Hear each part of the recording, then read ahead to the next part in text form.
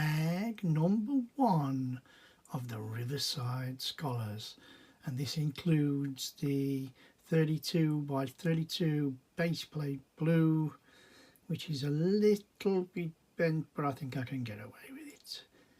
Right, onward to the contents. So I'm going to try something again here. As you can see, if you can just see past the glare, these bags numbered 1-1, 1-2, 1-3 and 1-4.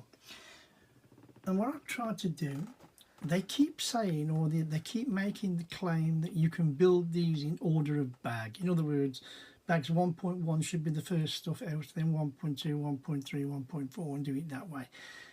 For the other sets, and yeah, the Rio bricks, for example, was supposed to be the same. It didn't work. I ended up after opening every bag for every section. But on quick looking at the plans, it might be okay, so I'm going to try it. And if it doesn't work, I shall come back and tell you and just open all the other bags. So we will see. Well, let me just add very quickly that this is what section 1 is supposed to look like when it's finished.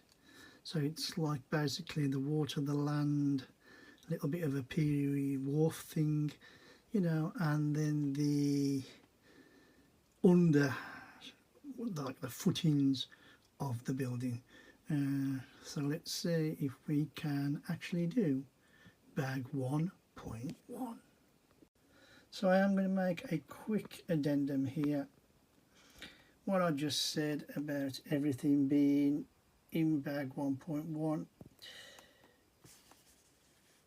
the 2x2 green tile, all the white tiles, and you can see there's not one to be in sight. So again, I do apologise, I did my best, and I'm now going to hang my head in shame and open all the bags. See you soon. So this is just a very quick one. There are a couple of plates, all we've now got all bags in, so there's not that many pieces per this section, which I don't like it when a section's got, I was going to say thousands of pieces, but you know what I mean, too many pieces. So I'll just leave it there and straight on with the build. Catch you later. Right, I'm back everybody, and here is the conclusion of bag 1, stage 1 of Jie Star's The Riverside Scholars. What can I say about this build? Let's start off with the base plate itself. It's a little bit bent, but I think I can get away with it. I haven't got a replacement for that colour, so I've risked it, even though I shouldn't, I suppose, risk it. But everything seemed to have gone alright. Clutch power is fine, no problems there. Talking of clutch power, with the plate being so bent, or more bent than it should be, I have used the Mould King hammer just to make sure things are firmly planted. It's a cracky little tool, this one. If you don't do Mould King, you can buy them off Mould King for not a lot of money, actually, for 3, I think. Well worth it. I love this little hammer, this little tool. But back to the build. No problems whatsoever.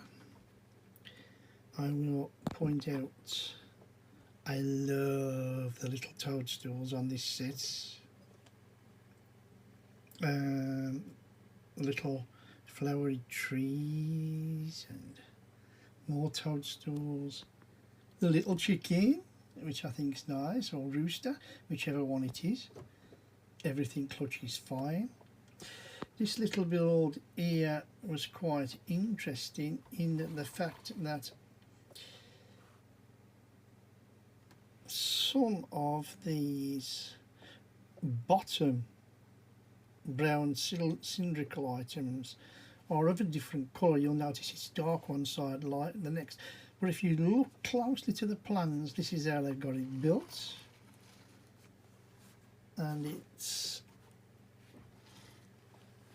the opposite way for the other side. Greebling looks really good. The fitting together of that is very good, pretty solid once you get it into the block positions. The little orange lily pads, they're looking nice with the brown little flowery things in the water. The actual green plating went down, no worries really. Like I say, it was down without the hammering, but I hammered it just in case. And then we have the actual foundations for the building. All